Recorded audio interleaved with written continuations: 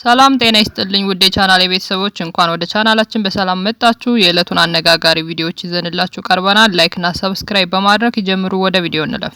ይህን ቪዲዮ ሼር፣ ኮፒ ሊንክ፣ ሪፖስት እያደረክ በአሁኑ ሰዓት መከላከያ ሰራዊት አባል ነኝ የሚል ጓደኛ ወንድም እንዲሁም የምታውቀው ዘመድ አዝማድ ካለ ሼር አድርግለት ይስማው። በአሁኑ ሰዓት መከላከያ ሰራዊት ሳይሆን የብልጽግና ተላላኪና በግለሰብ የሚነዳ ወንበር አስጠባቂ ነው ያለው።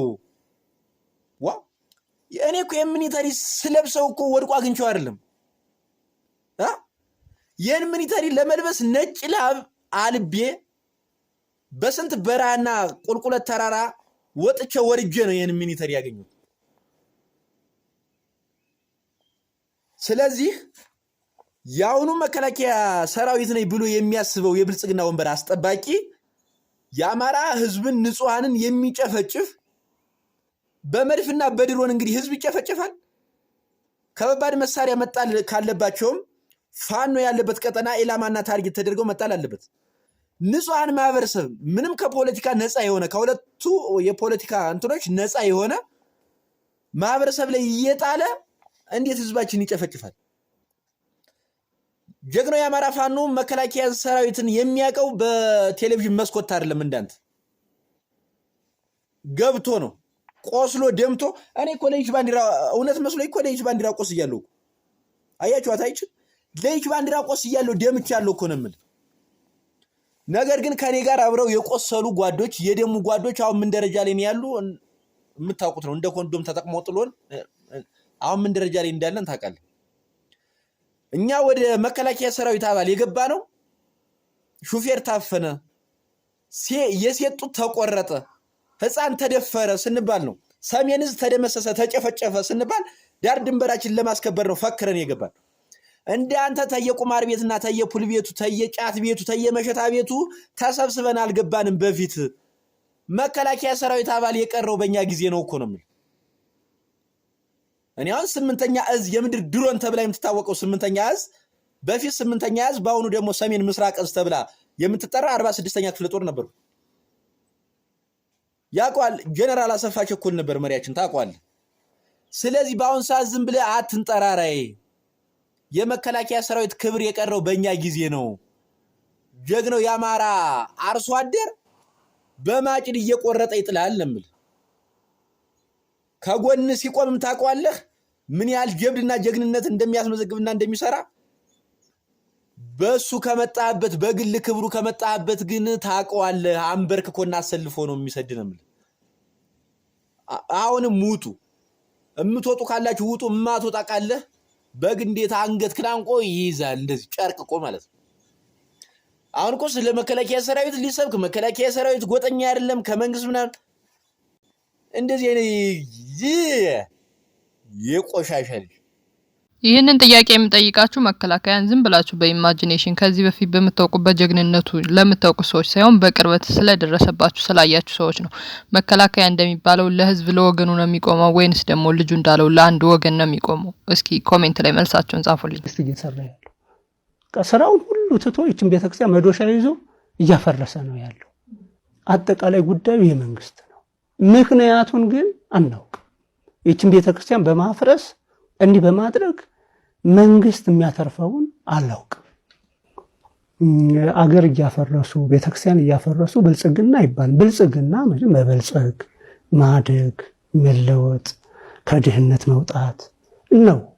ይህ ከድህነት መውጣት ሲባል ካስተሳሰብ ድህነት ከአይምሮዊ ድህነትም ጭምር መውጣት ነው። አሁን ግን በጣም ወደ ትልቅ ድህነት እንጦርጦስ እየወረደ ነው። አገር አፍርሶ እቺን አገር የሆነች ቤተክርስቲያንን አፍርሶ ብልጽግና ይባላል፣ እድገት ልማት አይባልም። ይህ ትልቅ ስብራት ነው። መዶሻ ይዞ የለማችውን አገር የሆነችውን ቤተክርስቲያን እያፈረሰ ልማት ብልጽግና አይባልም፣ አይታሰብ።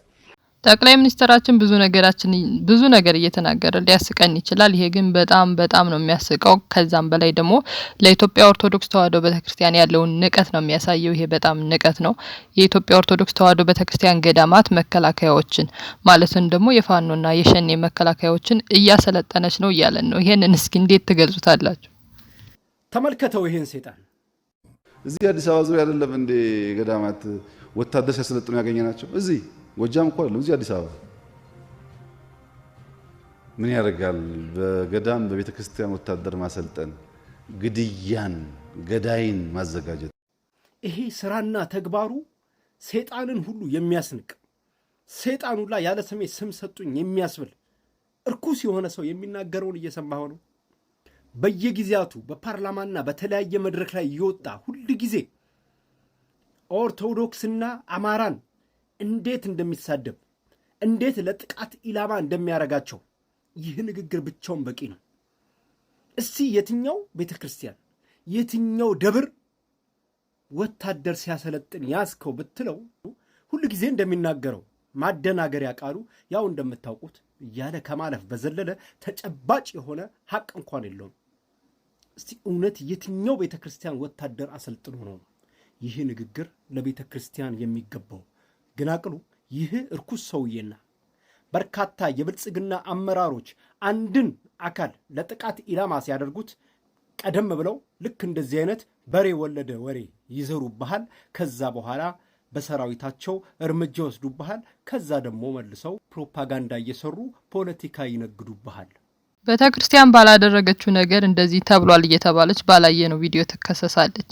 እንደዚህ ደግሞ በሐላል እየወጡ የሚታዩ ሚዲያዎች እያሰራጯቸው ያሉ ቪዲዮዎች አሉ። የእስልምና ተከታዮች ዋሃብዮች ናቸው ይባላል። አንዳንዴ ኦርቶዶክስን በዚህ ልክ እያስገደዱ እምነታቸውን እያስቀየሩ ነው፣ ማተባቸውን እየበጠሱ ነው። እንደዛ ካላደረጉ ደግሞ ይገድሏቸዋል። ታውቃላችሁና እንደዚህ አይነት በይፋ የወጣ መረጃ እያለ ማን ነው እየተኮነነ ያለው? ቤተክርስቲያን ነች። ይሄ ተገቢ ነው ብዬ አላስብም።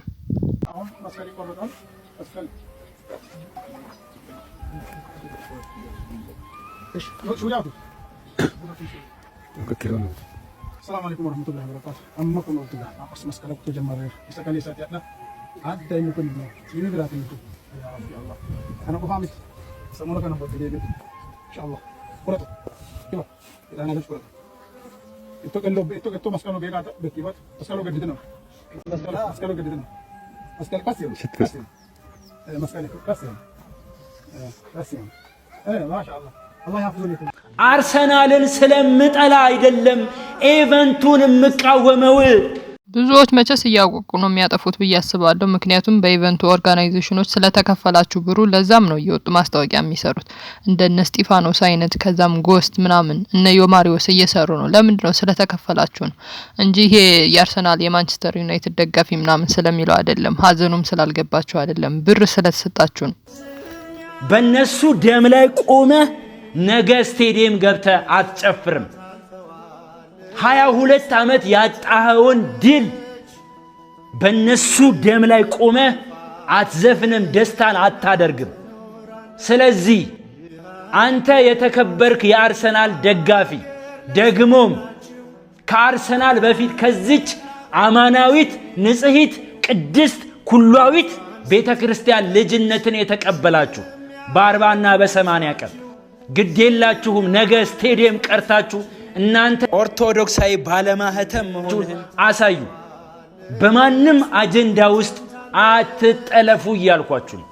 አትጠለፉ እያልኳችሁ በል ቅጣቸው፣ በመቅረት ቅጣቸው። በል እንግዲህ ኦርቶዶክሳዊ ይህንን ቪዲዮ ሼር አድርገው ተመልከት። አካውንቴ እየወረደብኝ ነው። ተመልከት። አንተ እያለ አካውንቴ ሊወርድብኝ አይገባም። ኮፒ ሊንክ አድርግ፣ ሪፖስት አድርግ፣ ተናገርልኝ። ኦርቶዶክሳዊ ባለማህተም ይህንን በመናገሬ ምን ሊደርስ እንደሚችል አውቃለሁ። ደግሞም አውቄው አምኜበት ነው ይህንን ቪዲዮ የምሰራው። የቤተክርስቲያንን ጥሪ አንሰማም ብለው በዚህ ዝግጅት ላይ የሚሳተፉ ኦርቶዶክሳውያንም አሉ። እንደ ኢትዮጵያዊ ደግሞ ሙስሊሞችም እየተገደሉ ስለሆነ እንደ ሀገር ስለሆነ ሀዘኑ የሌላ እምነት ተከታዮችም ይሄን ነገር መደገፍ አለባችሁ ብዬ አስባለሁ። እንደ ጆዳንኤል አይነቶቹ ደግሞ እምቢ ብለው ሚዲያ ላይ እየወጡ ነውና ለነሱ እስኪ ያላችሁ ምላሽ ኮሜንት ላይ ይጠብቃሉ። ሰላም ቤተሰቦች፣ አሁን የምገኘው መሀል አዲስ አበባ ስቴዲየም ነው። እዚህ ሜዳ ላይ ግንቦት 29 በኢስት አፍሪካ ትልቁ የአርሰናል ደጋፊዎች የሙዚቃ ድግስ ይኖራል። እኔ የምለው ግን አርሰናል ከነመፈጠራቸው ያውቃችኋል ወይ ነው እናንተ? እንግሊዞች እኮ ኢትዮጵያን የሚያውቋት ሰከንድ ኢምፔሪየር ቴዎድሮስ ተብሎ ነው፣ ሌላ አይደለም። እንደዚህ ፈረንጅ ለተራገጠ ኳስ ስለተራገጥክ አይደለም። እኔ አስደግፈው አልልም፣ ምክንያቱም ወጣት ነኝ፣ ስሜት ነው፣ እረዳችኋለሁ። ነገር ግን ልካጣ እናንተ ደግሞ አንደኛውን ከብታረዳችሁ ምን አላችሁ ባለስልጣን እንደዚያ አሸረገደልህ ምናምን። ፈዲ አሊ ነው ኦፊሻሊ አርሰናል ደጋፊ ነኝ ስትልህ የእውነት መስሎ ነው እንዴ? ነገም እሷ ቼልሲ ቢያሸንፍ የቼልሲ ደጋፊ ናት። ቢኮዝ ፖለቲካ ቋሚ ወዳጅም ሆነ ቋሚ ጠላት የለውም።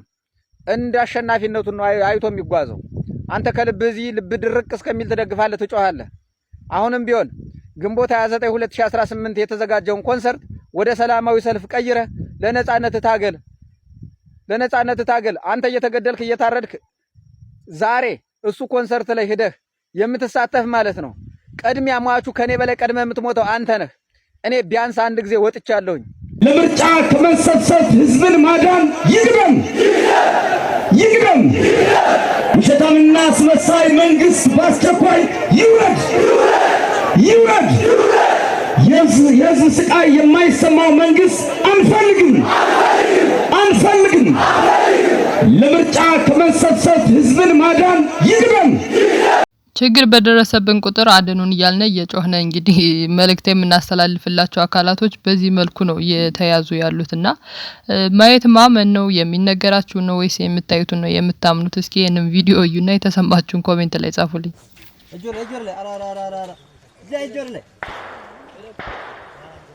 አዎ በደንብ